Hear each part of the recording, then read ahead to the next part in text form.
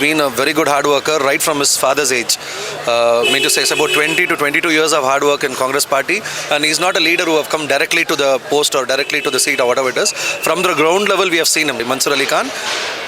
He's not only here, he's given his part in the research for the Congress party and like 100 and 200%. Apart from that, a very notable point was Telangana election. He was one of the observer and come in charge, and he's given the best out of what he's got with his team and subordinates in Telangana election, and it's been a very good successful.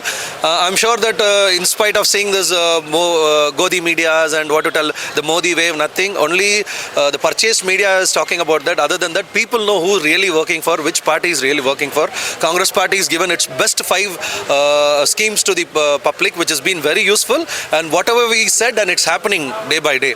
Now, our candidate is one of the well-versed, and he's very educated, and he is a capable candidate to win this Lok Sabha elections. And last 15 years, BJP ruling in Bengaluru Central. Yes. And upcoming election, how you say the Congress will change the scenario? See, probably you can really check with the public. See, since I'm a part of a Congress party, when I tell people, will take it in a different way.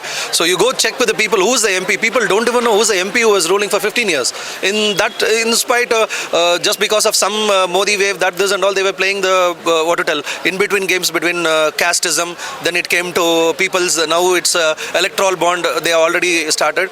Literally, BJP party's only theme is to rob the people's money and give it back to them in a different way.